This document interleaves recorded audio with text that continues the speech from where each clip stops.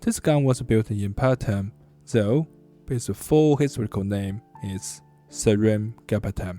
To understand the significance of this city, we should look at Tipu Sultan and his domain, the Sultanate of Mysore. For Tipu, Patam was more than just a city. It was the heart of his power. In his official decrees, the coins he minted and the royal artworks created in his workshops, including the firearm we are discussing. This capital was almost always referred to simply as Patam. Beyond its administrative role, Patam was a thriving hub for craftsmen. It gathered the finest artisans from across India and even the world, who were commissioned to create cutting-edge weaponry that symbolized the Sultan's authority. It was also a religious and cultural center where Tipu built magnificent mosques and established his own melody cylinder.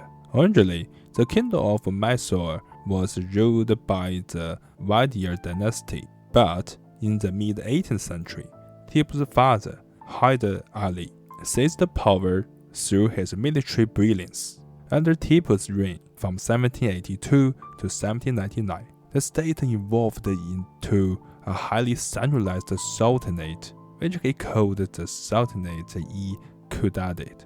Tipu was not only a formidable commander, but also a forward-thinking reformer. Under his rule, Mysore's economy reached its peak, with per capita income significantly exceeding contemporary benchmarks. He established the state monopolies, introduced the silk industry, and turned Mysore into an economic powerhouse. In politics, he refused to submit to the British East India Company, invading embassies to France to correspond Louis XVI and Napoleon in an attempt to drive out British influence through international alliances.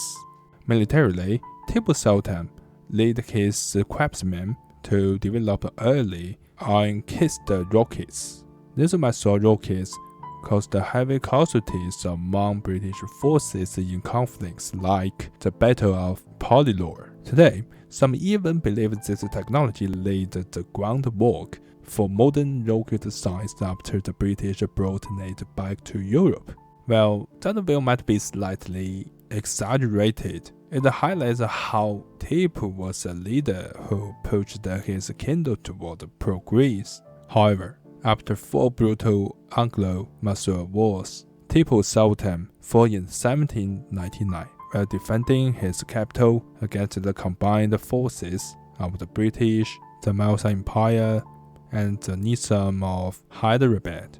With his death, Mysore became a British princely state and a major bastion of resistance against a colonial expansion in South Asia collapsed.